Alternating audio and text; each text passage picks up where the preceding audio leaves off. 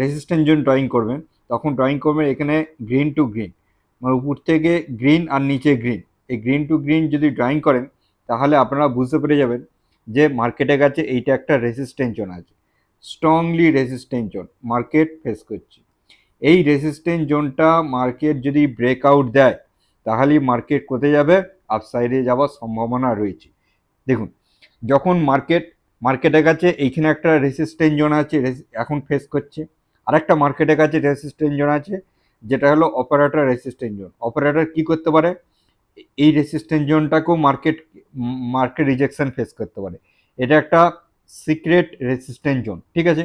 High traders, আপনারা কেমন আছেন? আশা করি আপনারা ভালোই আছেন, আর আমার স্ট্র্যাটেজি প্রয়োগ করে ট্রেড প্ল্যান করে আপনারা ভালোই প্রফিট করছেন। আগামীকাল বুধবার কীরকম শেয়ার বাজার যাবে তা নিফটি ফিফটি আর ব্যাঙ্ক নিফটি অ্যানালাইসিস করে আপনাদের দেখাচ্ছি, দেখে নিন। দেখুন, এইখানে যে ডেলি ক্যান্ডেলস্টিকে আপনারা ড্রয়িং করবেন যে এইখান থেকে যে মার্কেট লোয়ার লো ফরমেশন করে ডাউনে এসেছিল, ডাউনে আসার পর মার্কেট কী করেছে, এইখানে একটা টপ বানিয়েছে লোয়ার লো ফরমেশন করে মার্কেট যে ডাউনে আসছে, ডাউনে আসার পর এখান থেকে মার্কেট কি করেছে, এর এর 0.5 বা 0.6, মানে এখান থেকে আপনারা green to green common point নিয়ে যদি ড্রয়িং করেন, দেখবেন এই যে সাপোর্ট জোন থেকে মার্কেট কি করেছে, 0.5 0.61 সাপোর্ট জোন থেকে মার্কেট বাউন্স ব্যাক দেখাচ্ছে, ঠিক আছে।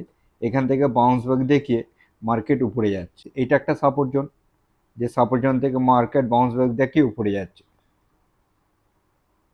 দেখুন, এটা হলো আমাদের কাছে কারেন্ট সাপোর্ট জোন। এবার একটা কারেন্ট যে রেসিস্ট্যান্ট জোন আছে, এটা আপনারা দেখে নিন। দেখুন, মার্কেট আপনারা ভালো করে লক্ষ্য করবে যে আপনারা যখন রেসিস্ট্যান্ট জোন ড্রয়িং করবেন, তখন ড্রয়িং করবেন এখানে গ্রিন টু গ্রিন, মানে উপর থেকে গ্রিন আর নিচে গ্রিন।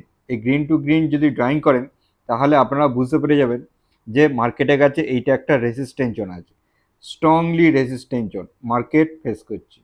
এই রেসিস্ট্যান্ট জোনটা মার্কেট যদি ব্রেকআউট দেয় তাহলেই মার্কেট কোথায় যাবে, আপসাইডে যাওয়ার সম্ভাবনা রয়েছে। মার্কেটের কাছে এইখানে একটা রেসিস্ট্যান্ট জোন আছে, এখন ফেস করছে।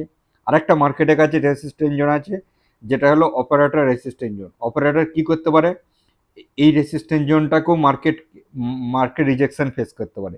এটা একটা সিক্রেট রেসিস্ট্যান্ট জোন, ঠিক আছে। অনেক সময় কি করে যে এইখান থেকে মার্কেট কি হয়েছে, ব্রেকআউট দিয়েছে, রিটেস্ট করেছে, রিটেস্টমেন্ট করে এইখানে যে এলো অপারেটর সাপোর্ট জোন, এই রেজিস্ট্যান্ট জোনে এলো, রেজিস্ট্যান্ট জোন থেকে মার্কেটকে আবার কি করে লোয়ার লো ফরমেশন করে নিচে নামিয়ে এলো, নিচে নামিয়ে এনে মার্কেট আবার কি করলো, লোয়ার লো ফরমেশনে উপরে যাবে। অপারেটর রেজিস্ট্যান্ট জোনটা যদি ব্রেকআউট দেয় তাহলে মার্কেট কি করবে, এই রেজিস্ট্যান্ট জোনের কাছে চলে আসবে, ঠিক আছে। তাহলে মার্কেটের কাছে যে চান্স কি আছে, এইখান থেকে মার্কেট একটা রিট্রেসমেন্ট দেবে, তারপরে ব্রেকআউট দিয়ে মার্কেট একটা আপসাইড একটা র্যালি প্রবণতা দেখাবে। যতক্ষণ না এই অপারেটর লেভেলটা ব্রেকআউট না দেয় ততক্ষণ মানে সেলার কি করবে, মার্কেটকে নিচের দিকে নিয়ে আসার চেষ্টা করবে। তার মানে সেলারের কাছে এই 24,700, 24,217, এই যে একটা লেভেল আছে, এই লেভেলটা আপনারা অবশ্যই লক্ষ্য রাখবেন। তবেই মার্কেট এই লেভেলটা ব্রেকআউট দিলে এই লেভেলটায় যাবে। এই লেভেলটায় যখনই যাবে তখন কি করবে, মানে যারা বুল থাকে, বুল সাইডে মানে বাইং সাইডে থাকে, তখন তারা কি করবে, ফোর্সে উপরে নিয়ে যাওয়ার চেষ্টা করবে। তখন কি করবে, যে সেলার তখন পিছু হাঁটবে আর বুল উপরে নিয়ে যাওয়ার চেষ্টা করবে। এখনও সেলারের হাতে মার্কেটকে ডমিনেট করার সুযোগ রয়েছে। এক, কারেন্ট রেসিস্ট্যান্ট জোনে আছে, কারেন্ট রেসিস্ট্যান্ট জোনটা আপনাদের বলে দিচ্ছি, এইটা কারেন্ট রেসিস্ট্যান্ট জোন। দেখুন, এটাকে ডিলিট করে দিই তাহলে বুঝতে পারবেন। এটা হলো current resistant zone, current resistant zone হলো 24,000 জোনটা, আর অপারেটর একটা রেসিস্ট্যান্ট জোন আছে 24,200 লেভেলটা। তবেই মার্কেট উপরে যাওয়ার সম্ভাবনা বেশি রয়েছে, ঠিক আছে। যে বারবার একটা সেলিং প্রেসার আসছে, এই সেলিং প্রেসারটা থেকে মার্কেট মুক্তি পাবে, আর মার্কেট কি করবে, আপসাইডে একটা যাওয়ার সম্ভাবনা র্যালি দেবে, ঠিক আছে। আপনাদের আর একটা দেখিয়ে দিচ্ছি যে যারা ইন্টারডে করেন তাদের 5 মিনিট ক্যান্ডেলস্টিকে আমি দেখিয়ে দিচ্ছি। দেখুন, এবার 5 মিনিট ক্যান্ডেলস্টিকে নিফটি দেখে নিন। দেখুন মার্কেট কি করেছে, যে এইখান থেকে মার্কেট যে ব্রেকআউটটা দিয়েছিল, তারপর মার্কেট কি করেছে, হায়ার হাই ফরমেশনে, এইভাবে হায়ার হাই ফরমেশনে উপরে যাচ্ছে। তাহলে মার্কেটের কাছে দেখুন এখান থেকে যে র্যালিটা শুরু করেছিল, রিট্রেসমেন্ট নিয়েছিল একবার, এখানে রিট্রেসমেন্ট নিয়েছিল। আর একটা মার্কেটের কাছে দেখুন এইখানে একটা যে রিট্রেসমেন্টটা নিয়েছে, এই রিট্রেসমেন্টে কি আছে, যদি এখান থেকে রেড গ্রিন কমন পয়েন্ট, উপরে রেড গ্রিন কমন পয়েন্ট নেন, তাহলে দেখুন এখান থেকে রিট্রেসমেন্টটা মার্কেট নিচ্ছে কি 23 থেকে রিট্রেসমেন্ট নিচ্ছে। কোনো কারণে যদি মার্কেট এখান থেকে যদি নিচে চলে আসে, নিচে কোথায় পর্যন্ত আসবে দেখুন, যদি আসে এইটা মার্কেটের কাছে সাপোর্ট জোন হবে একটা, ঠিক আছে। এই জোনটা আপনারা অবশ্যই দেখে রাখুন, এটা একটা মার্কেটের কাছে সাপোর্ট জোন রয়েছে। এই সাপোর্ট জোনটা কত আছে আমি আপনাদের বলে দিচ্ছি। দেখুন এইখান থেকে দেখবেন 23,650 ধরে নিন, থেকে আর নিচের সাইডে আছে 23,570 পর্যন্ত বা 80 ধরে নিন, ঠিক আছে। এই যে লেভেলটা, এই লেভেলটা মার্কেটের কাছে সাপোর্ট জোন আছে, এইখান থেকে মার্কেট আসার সম্ভাবনা বেশি রয়েছে। কারণ এইখান থেকে যে একটা হাই র্যালি করেছে, লোয়ার লো ফরমেশন করে মার্কেট আসবে, এখান থেকে আসার পর এখান থেকে একটা ডবল বটম ক্রিয়েট করবে, ক্রিয়েট করে মার্কেট আবার যাওয়ার সম্ভাবনা রয়েছে। তার মানে আগামীকাল বুধবার কি করবে, মার্কেটে একটা ডাউন সাইড একটা র্যালি দেওয়ার সম্ভাবনা বেশি রয়েছে, ঠিক আছে।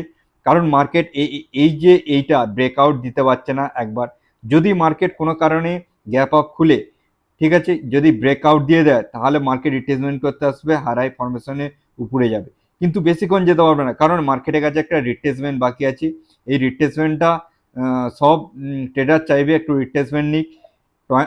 23 থেকে রিট্রেসমেন্ট নিয়ে গেছে, 23 থেকে রিট্রেসমেন্ট কখন নেয়, যখন মার্কেট একটা অ্যাগ্রেসিভ বুলিশ থাকে।